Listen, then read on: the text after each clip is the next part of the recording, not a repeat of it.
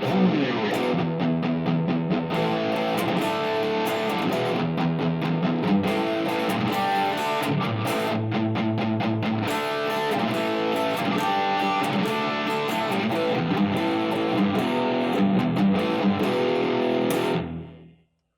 it's Drew Bentley here with Learn Guitar with Drew, and today we're going to do the first installment of a series of lessons on power chords. What is a power chord? And also how do we take that and apply it across the entire fretboard so you can just wail on the guitar. Power chords are awesome, and they're pretty much something that we do on guitar almost exclusively as an instrument. And it's a really cool thing that developed on this instrument. But first, thank you so much for checking out the lesson. My name is Drew Bentley. The channel is Learn Guitar with Drew.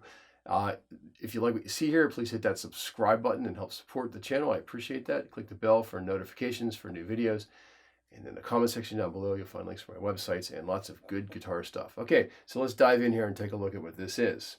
We have something called the caged system. I touched upon that. Well, I did a whole series of lessons on it, actually. You can take a look at that on the channel for the caged system. But we have 5 basic chord forms, C, A, G, E, and D. And from the caged system, a lot of these are power chords. So a power chord is something that is a chord that's not really in a standard order. A piano voicing is root, third, fifth. Now that kind of sound, and on a guitar, we have something called drop 2 and also drop 3 voicings. A drop 2 voicing is the second inversion of a major 7th chord, with the second to the highest note dropped into the root. Now that sounds like a big bunch of mumbo jumbo, but basically what it is the notes are out of order. I could illustrate that for you, but let's just jump in and show you what the results are. As a 7th chord, it's slightly different, but as a triad, which is what we're looking at right now, we have a root, 5th, root, and then a 3rd. So it's not in order. It's a little different on the guitar than it would be as a piano voicing. So in the caged system, it's about 50-50. It's about 50% drop 2 and 50% is going to be this piano voiced chords. Okay, so what we want to do here is not play the 3rd. We don't want to play this note. That's the pretty note. That sounds a lot different, this does, than this. As soon as we get that next note in, it sounds prettier. It's not a bad thing, but it's not as rocking. So the power chord's cool because the power chord probably started with maybe like a blues kind of thing, and then it eventually landed into being something like, and then ultimately,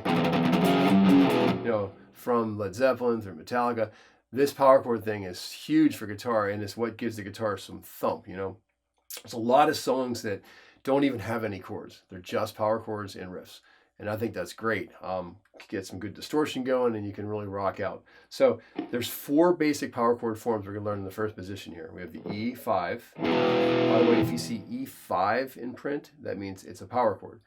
There's that power chord. There's the A power chord, the D power chord, and then the G power chord.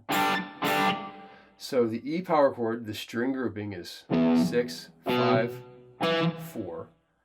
And there's 3 strings involved. So it's really easy to remember. E power chord starts on the low E string. We take your first finger, just bar it on the 2nd fret across the A string and the D string. And you do bar it across the other strings as well. We're not playing them, but you're not going to kind of make your finger in some weird position. You do continue to bar towards the floor. We play the low E, the A, and the D, we get this sound. That's an E5 and or E power chord in the root position. The next thing we do is take our first finger, move it 1 string closer to the floor, that's it, and now we're going to play the next strings, 5, 4, 3, which is A, D, and G. So again, easy to remember, the A power chord starts on the A string. So now we have the E5, or E power chord, A5, or A power chord. Next is the D power chord. Yet again, 1 string closer to the floor. D, G, B strings. The D power chord begins with the D string. Again, following this continuity, starting on the E string, starting the A string, starting on the D string. So we don't play this note. That's a pretty note. We just play this. So power chord. It sounds different without that 3rd at the top. Right now we're focusing on going playing more like a rock sound. The G power chord, let's not forget this guy. We're going to actually start that on the D string, although theoretically it would start on this G note. We'll put the 5th in the bass. And get that guy right there. So there's your G power chord. So we have E5, A5, D5, G5. Okay, so once we get good at doing those, you can move those up and down the guitar neck and begin to play power chords everywhere across the guitar. Stick around for this lesson series. We're going to do all of that in the lessons coming up. Today we're taking a look at the 4 basic power chord forms in the first position.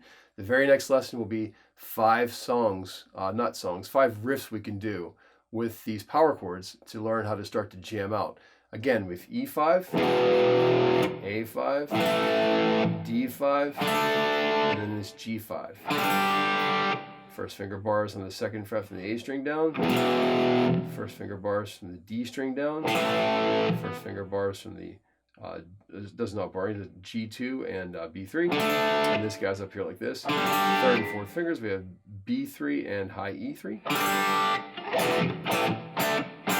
Okay, so when you're doing this, you want to kind of dampen the strings you're not playing. So my palm is resting down here, and it's probably a good idea to palm mute anyways.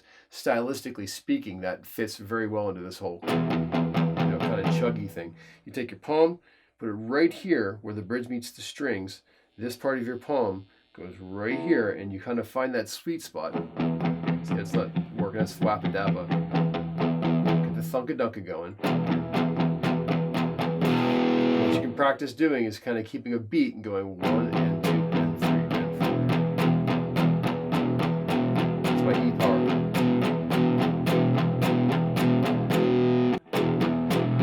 Alternating the accent. 1 and 2 and 3 and 4 and 1 and 2 and 3 and 4 and 1 and 2 and 3 and 4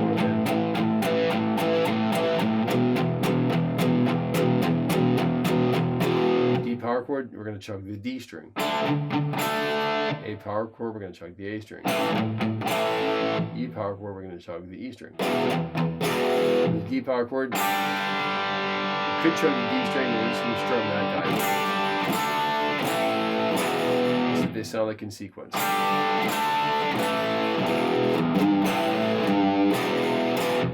So that's what a power chord is. It's a root, a 5th, and a root. It's out of order, it's not following the piano voicings of the chord, and it's pretty unique to the guitar. I believe it started with blues. You'll hear it on piano, like Great Balls of Fire, that kind of thing. And I'm sure in classical music there's a lot of times where you do this, but in classical music you weren't supposed to have parallel 5ths. So this was completely not supposed to be happening in classical music.